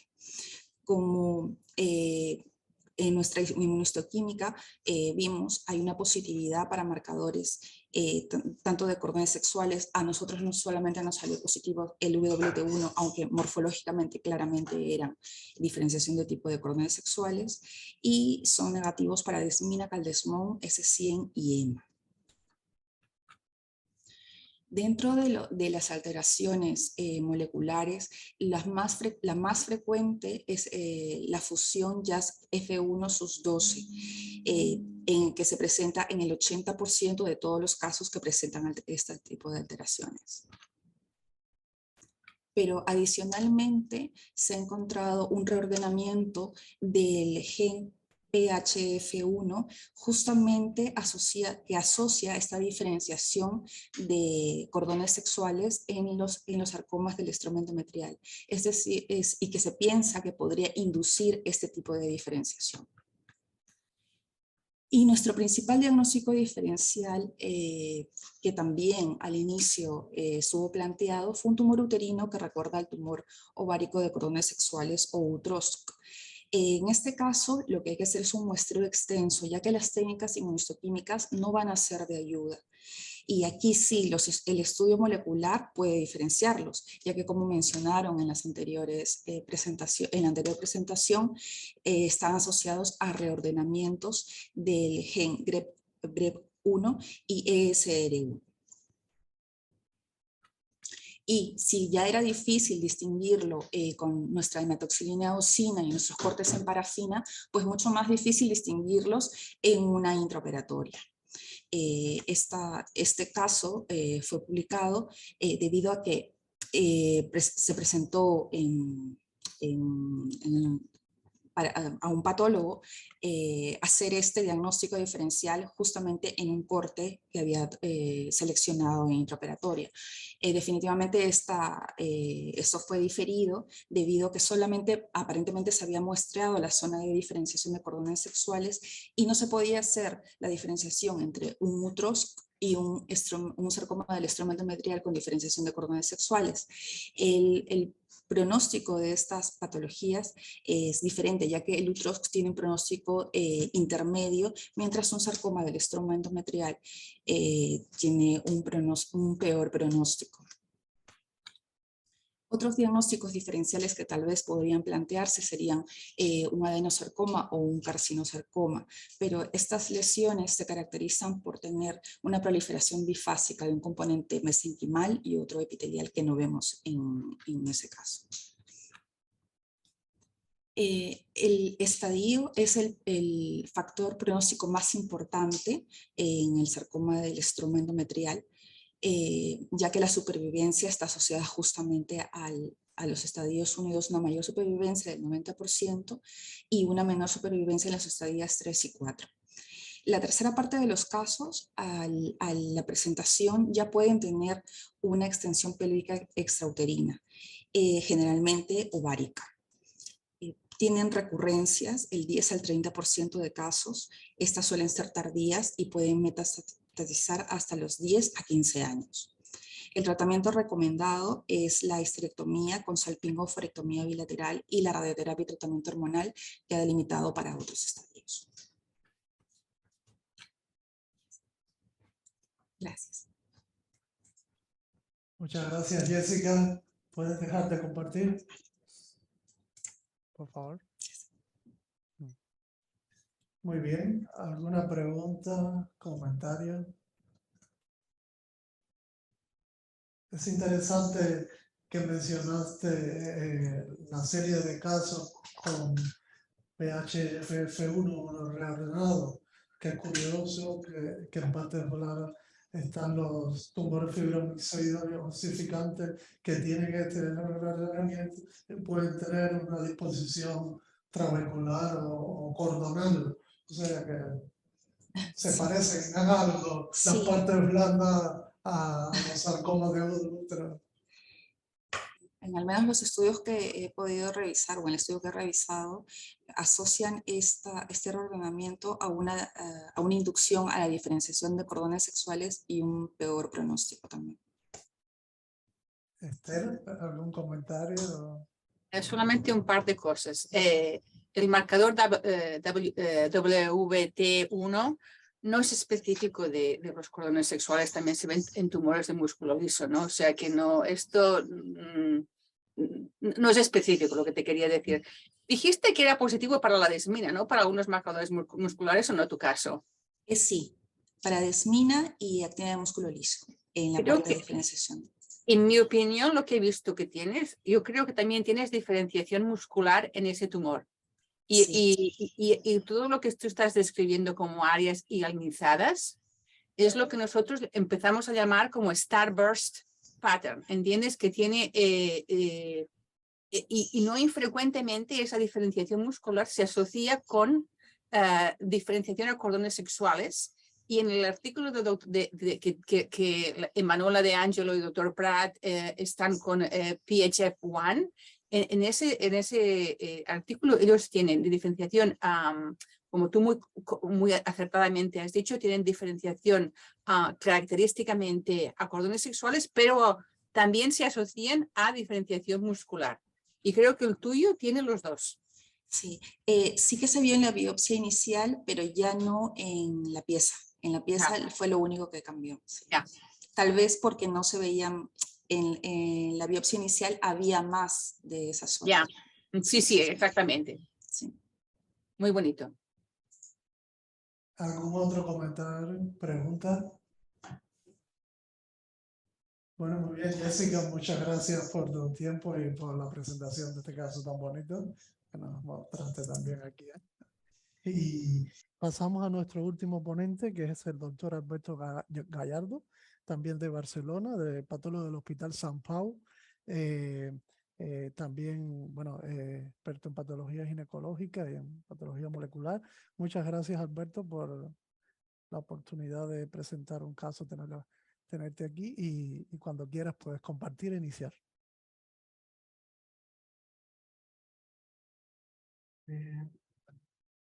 Hola, buenas tardes. Primero de todo, ¿veis la presentación? Sí, Sí, me oís, ¿no? sí. Bueno, pues primero de todo agradecer al doctor Machado y a la doctora Bagué presentar un caso en esta sesión que la verdad es que es muy interesante. Básicamente es un caso que tuvimos este verano y bueno, como soy el último ya, seguramente que mi caso está dentro del diagnóstico diferencial de lo que se ha presentado. Bueno, se trataba de una mujer de 59 años de edad que no tenía antecedentes de interés, una hiperplasia nodular hepática, tuvo una menopausia a los 53-54 años y llega a urgencias por una metorragia de días de evolución. Refería que el año pasado había tenido otra pérdida similar, pero bueno, realmente no simplemente parecía eso. Se le hizo una ecografía en urgencias, se vio que había una imagen compatible con un mioma, según los ecografistas. Eso siempre es un poco, bueno, casi todos estos tumores son así y no se puede realizar una biopsia básicamente porque la paciente tenía un síndrome vagal y se decidió programar una histeroscopia en la cual lo que se vio unos días después es que había una lesión del tipo mioma con un componente intracavitario del cual se realiza una biopsia endometrial. Perdona, Alberto, Sí. nosotros no vemos ninguna diapositiva todavía. O Sí, sea, no vemos nada, ¿eh? Entonces, un segundo. Sí, Espérate. comparte el PowerPoint. No, bueno, claro, había compartido el PowerPoint, pero casi mejor compartir la pantalla, ¿no? ¿Ahora lo veis? Pero ponlo Ahora así, sí, Ahora sí, ¿no? Ahora sí. Perdonad. Vale. Muchas gracias. Bueno, pues ahora ya que llega lo importante, que es ver las imágenes, esto es la imagen de la biopsia que recibimos. En ella claramente vemos que es un tumor bastante celular, que tiene áreas de necrosis y que parece una lesión mesenquimal maligna. A mayor aumento, áreas de necrosis, células claramente pleomórficas, atípicas, algunas que tienen citoplasma, un patrón fusocelular, áreas claramente pleomórficas, áreas epitelioides, áreas pleomórficas, presencia de unos vasos, algo así, un poquito como un patrón como de paredes finas, un poco mangiopericitoide, áreas claramente con marcado pleomorfismo nuclear, células con un citoplasma muy denso, células multinucleadas, la presencia de estos vasos de paredes gruesas, actividad mitótica y algunas mitosis atípicas y claramente abundante actividad mitótica. Estábamos delante de un tumor que era mesenquimal, que es maligno, o parece maligno, tiene necrosis, y en otras áreas pues teníamos estos citoplasmas claros. Se observaban algunos núcleos con algunas inclusiones intranucleares y estábamos delante pues, de un tumor que era maligno y que era epitelioide. Dentro de ellos pues, planteábamos un leiomyosarcoma con un componente epitelioide, un sarcoma del estroma endometrial de alto grado. Otros dentro de los tumores epitelioides podríamos pensar en un tumor de implantación de la placenta. Y siempre que estamos en la cavidad uterina, pues hombre, siempre puedes pensar en un componente heterólogo de otro tipo de tumores, como un adenosarcoma o un carcinosarcoma, y también otras posibilidades. En realidad era un caso que ocurrió en agosto y lo primero, bueno, pues hicimos un pequeño estudio inmunistoquímico. Lo primero que pensamos, pues marcadores musculares, una ciclina para excluir el sarcoma del estroma endometrial de alto grado, en el cual veíamos que era un tumor que tenía marcadores musculares. En el momento de los fragmentos de la biopsia era bastante positivo. No todos los tumores que tienen diferenciación muscular, y como estamos en una sesión, pues ya os podéis esperar que no es un leiomyosarcoma, y hicimos marcadores tanto para H945 y melana. En este caso, el H945 era extensamente positivo. Los marcadores melanocitarios, la mayor parte de las veces, no los revelamos en marrón, con diaminobencidina, usamos por las lesiones melanocitarias, el GIEMSA, bueno, pues claramente el HB45 era extensamente positivo, el melana mostraba una positividad focal. Aquí la verdad es que nos costó encontrar la presencia de estas células positivas. Se hizo un diagnóstico de tumor de alto grado, compatible con un PEComa, maligno porque ya cumplía las características, es decir, la atipia, el pleomorfismo, la actividad mitótica, ya cumplía más de los 3 criterios que hacen falta para llamarlo maligno, y se presentó tanto en el comité de sarcomas como en el comité de tumores ginecológicos, y se decidió hacer una histerectomía después de hacer un pequeño estudio de extensión que fue negativo. Esta es una pieza de histerectomía que tenemos el canal cervical. Aquí podemos ver un ovario, una trompa de falopio, aquí tenemos el otro ovario y un tumor en una cavidad uterina francamente deformada. A la apertura podíamos ver un tumor que tenía un componente polipoide intracavitario y un componente, miometrial con unos márgenes aparentemente bien delimitados, macroscópicamente, y en las secciones que hicimos posteriormente para incluir la pieza, pues podíamos encontrar otros miomas y este tumor que tenía unos márgenes bastante bien delimitados. Aquí sería un poco más cuestionable. En el estudio histológico, la pieza definitiva, lo que pudimos ver pues, que era un tumor bastante celular, que era pleomórfico, tenía unas características similares. La mayor parte del tumor era muy bien delimitado, pero en una de las secciones sí que podíamos ver algunos nidos o lengüetas que se distribuían, que tenían un patrón, algunas lengüetas que se escapaban del tumor, incluso un nido que vimos un poquito a distancia de márgenes irregulares con un tumor de similares características. Seguíamos conservando este patrón de vasos sinusoidales con un poco de patrón hemangiopericitoide, con áreas de patrón epitelioide, como se ven aquí, y otras áreas que son un poco más fusocelulares. La actividad mitótica era bastante importante, llegamos a contar 15 mitosis por campo de gran aumento, pero quizá pues, se podrían llegar a contar alguna más. Podemos ver claramente figuras mitóticas y mitosis atípicas, con estas células tan atípicas y pleomórficas. Las áreas de necrosis, también la pudimos en la pieza, áreas con un componente fusocelular, áreas muy pleomórficas con vacuolas citoplasmáticas, a este patrón más fusocelular, y abundante actividad mitótica. No costaba mucho encontrar mitosis. Desde el punto de vista inmunistoquímico, pues repetimos los marcadores musculares, vimos que el tumor tenía marcadores musculares, aquí tenemos el miometrio como control, la miogenina fue negativa, y la tinción para HMB45 en las primeras secciones, mostraba una positividad intensa, difusa, que era más del 50% del tumor. El melana era muy focal. Esta es la primera de las preparaciones, las que pedimos la inmuno. La tinción para melana era prácticamente negativa, se veían muy pocas células tumorales positivas. En otra de las preparaciones se encontró un pequeño fragmento de tumor que tenía mucho pleomorfismo, en el cual tanto el HMB45 como el melana fueron positivos. Y finalmente, justo en el tumor este que os he enseñado antes, que tenía la zona tumoral donde tenía estas pequeñas lengüetas, el melana sí que fue bastante más positivo. Es decir, el HMB45 también es positivo, porque si lo comparamos con el control que tenemos aquí, que el miometrio normal, hay diferencia de expresión. Por lo tanto, una de las cosas que me llamó la atención de este caso es que la expresión de melana en estos tumores puede ser heterogénea, que quizá, si no nos cuadra del todo, merece la pena hacer tinción en varios bloques. También ampliamos la tinción inmunistoquímica, hicimos el tumor, tenía una expresión extensa y difusa de P53, Ki67 fue negativo, el TFE3 tenía una tinción débil y focal, ATRX, RB mostraban pérdida de expresión con un control interno bastante bueno, y la P16 fue positiva en este caso. Desde el punto de vista de definición, los tumores los PEComas, como define el libro de la OMS, pues son tumores que tienen diferenciación melanocitaria y de marcadores de musculoris. Quizá hay que pensarlo en un PEComa cuando tienes un sarcoma de alto grado, en el cual tiene este componente epitelioide y estos vasos tan característicos con ese patrón sinusoidal o paredes finas.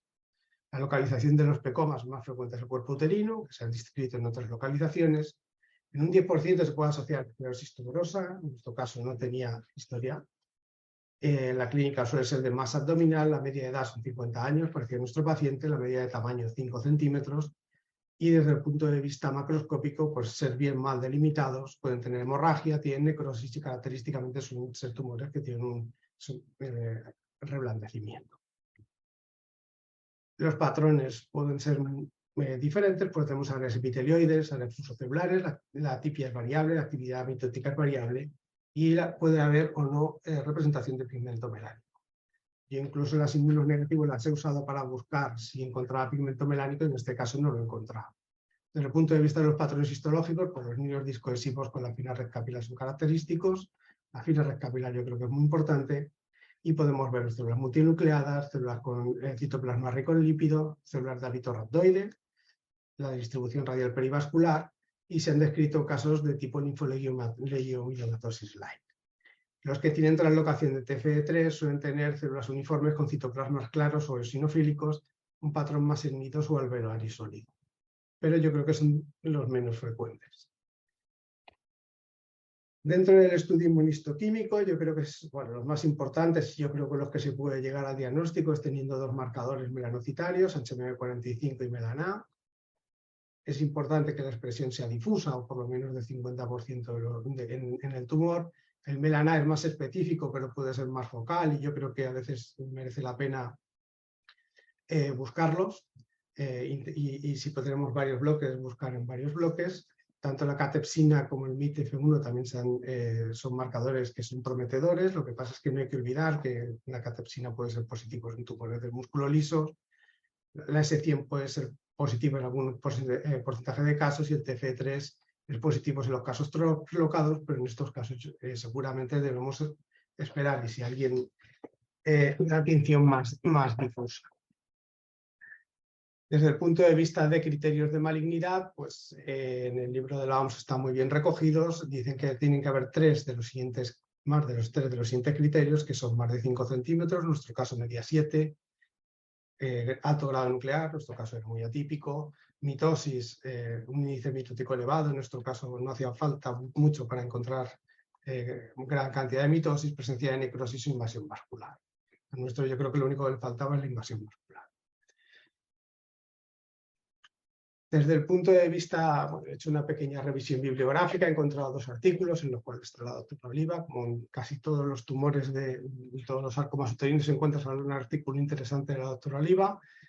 Claramente este fue el primero que hicieron, en el cual promovían el cambio de los criterios generales de los PEComas que usan los tumores de partes blandas para sustituirlo por uno diferente en los tumores ginecológicos, que es lo que se reflejó en el libro de la OMS, ya publicado hace unos años. Aquí estudiaban 32 PEComas,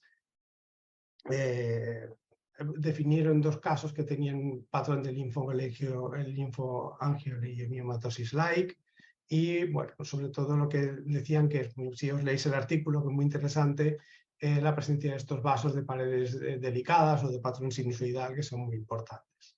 La mayor parte de los casos que reportan tenían HMV45 y melana y pues la supervivencia, por la mayor parte de los pacientes estaban vivos, pero los que tenían criterios de malignidad no tenían tan buen pronóstico. Posteriormente, recientemente, el año pasado, han vuelto a publicar otra serie usando algunos de estos casos, en el cual presentaban 19 PEComas, 11 con comportamiento maligno, 2 asociaron a esclerosis tuberosa. De los malignos todos estaban muertas o tenían evidencia de enfermedad, y en estos ya los estudiaron más desde el punto de vista molecular. Sí que vieron que la mayor parte de los tumores tenían alteraciones de TSC1 y TSC2, y que realmente es importante porque estos tumores que tienen alteraciones de TSC1 y TSC2 se asocian a mejor respuesta a fármacos como el mTOR. Por lo tanto, yo creo que es importante estos tumores, es decir, cuando veamos un sarcoma de alto grado que nos parece un leiomiosarcoma, aunque tenga marcadores musculares, en algún momento, si vemos estos vasos de paredes finas, de paredes finas de hábito sinusoidal, pues excluir que no estemos delante de un PEComa maligno porque van a responder diferente a la quimio.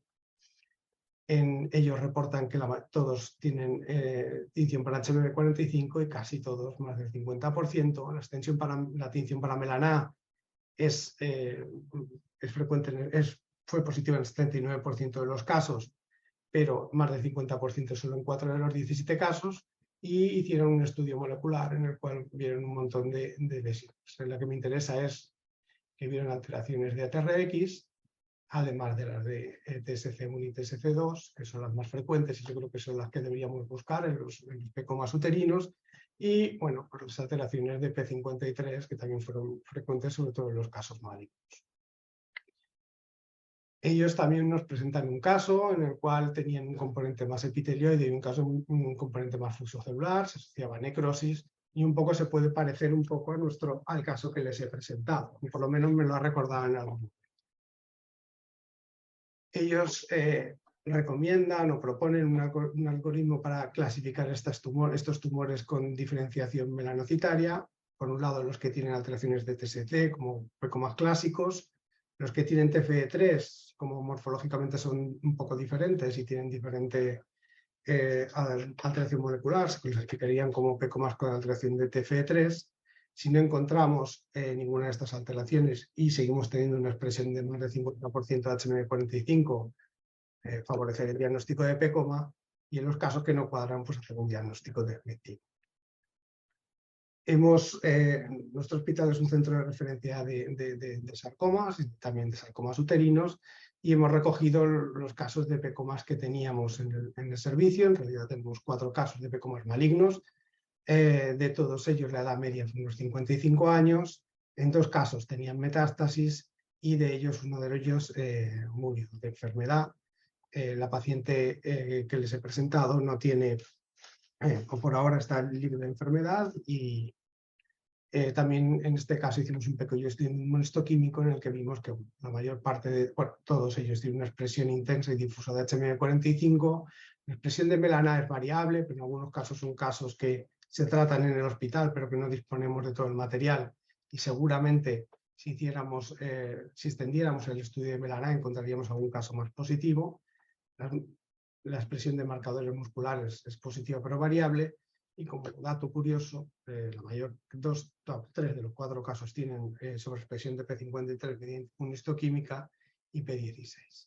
En nuestro caso vimos que tenía pérdida de TRX y RB1, que sería, bueno, es la imagen que enseñé antes, que bueno, básicamente pues se correlaciona con lo que describieron en el último artículo. Lo que pasa es que en este caso sí que parece que tenga todas las alteraciones posibles.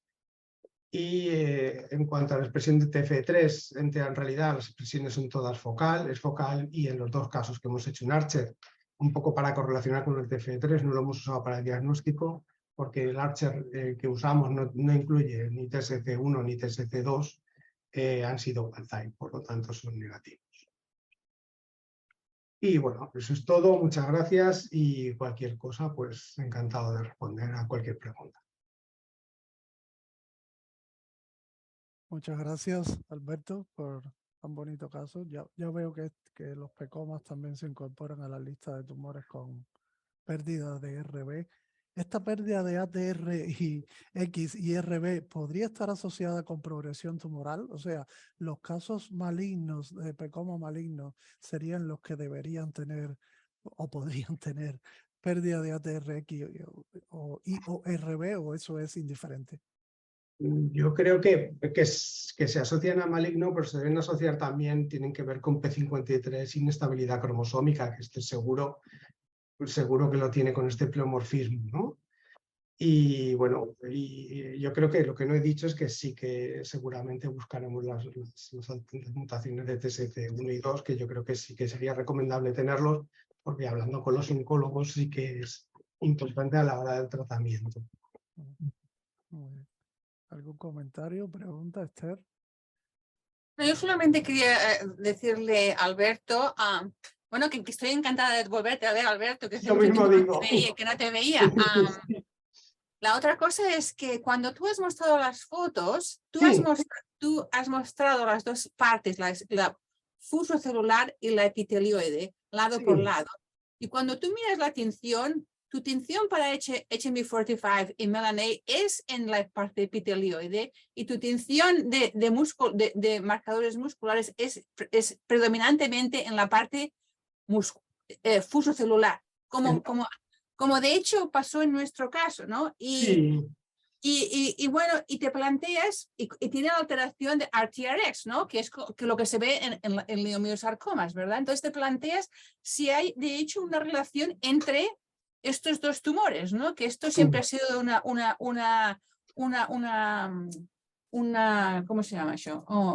Debatida, ¿no? Se empezó diciendo por Elvio Silva, pues que los tumores musculares pueden tener células más claras, que podían tener positividad para la HB45, que yo a veces la he encontrado también, y lo que no tienen típicamente será para la Melan A, pero entonces se dijo que no, que son totalmente distintos, pero ahora que tenemos la era molecular, pues se ve que algunos, ¿no?